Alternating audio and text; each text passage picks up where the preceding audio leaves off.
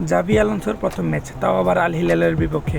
এখানে রিয়াল মাদ্রিদের ফরমেশন ছিল 4-2-1-3 এবং আল হিলালের ফরমেশন ছিল 4-1-2-3। প্রথম অর্ধ থেকেই রিয়াল মাদ্রিদকে আল হিলাল খুব প্রেশারে রাখছিল। আপনি বুঝতে পারতেছেন যে সৌদির মতো একটা ক্লাব থেকে আইসা চ্যাম্পিয়ন্স লিগের মানে সব থেকে বেশি ট্রফি জয়ী, অথবা আপনার রিয়াল মাদ্রিদ না রয়্যাল মাদ্রিদ বলতে পারেন যারে, তারা আইসা রিয়াল মাদ্রিদকে এরকম টুবানি দিতেছিল।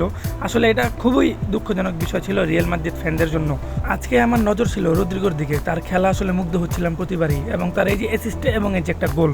আজকে এমবাপ্পে না থাকায় তার জায়গায় নতুন একজন প্লেয়ার নামছে, এবং এই যে দেখেন এই গোলগুলো মিস করছে। একটা শট দিলে তো গোলের আশা করা যাইতো, লং টানছে বলটাকে। এবং এই যে এখানে র্যামোসের একটা ফাউল, যে কারণে নিয়ে পেনাল্টি, এবং আল হিলাল সমতায় ফিরে আসে। এবং দ্বিতীয়ার্ধে রিয়াল মাদ্রিদ আল হিলালকে খুব প্রেশারে রাখছিল। তারপরেও এই যে শটগুলা, এগুলা আসলে গোল হওয়ার কথা ছিল।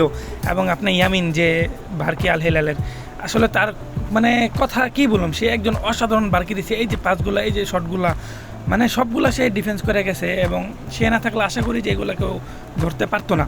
এবং এই যে রিয়াল মাদ্রিদের রং পাস, দ্বিতীয়ার্ধে তারা খুব উল্টাপাল্টা খেলছে, বাজে খেলছে, যে কারণে আজকে ম্যাচের এই অবস্থা। এই যে দেখেন একজন ডিফেন্ডার কিন্তু আগে, তারপরেও সে তার থেকে বলটা নিয়ে বাইরে গেছে গা। আসলে এইগুলোর কারণে রিয়াল মাদ্রিদের হারার কথা ছিল। অনেক বিতর্কিত পেনাল্টি, তারপরেও সেটা ভালভার্দে করে থয়ে দিছে মিস। তো আপনি জিতবেন কেমনে, তাও আবার লস টাইমে, অতিরিক্ত টাইমে এই কাজগুলো করছে ভালভার্দে। অতিরিক্ত সময় পেনাল্টি পাইছে, যেটা কিনা লাকি চান্স খেলা জিতার লেগা, সেখানেও ভালভার্দে পেনাল্টি করে থয়ে দিছে মিস। তাহলে আপনারা জিতবেন করতে। তার উপরে মাঠে ছিল ভিনি উপস্থিত, সেখানেও ভালভার্দে পেনাল্টি নিছে। তো যাই হোক, এখানে কথা একটাই, জাভি আলোনসোর প্রথম ম্যাচ, প্রথম অভিষেক ম্যাচ হিসাবে মানুষ যেটা আশা করছিল, একটা নতুন রিয়াল মাদ্রিদ নতুনভাবে দেখবো এবং ম্যাচ জিতবো, সেটা আসলে পূরণ হয় নাই।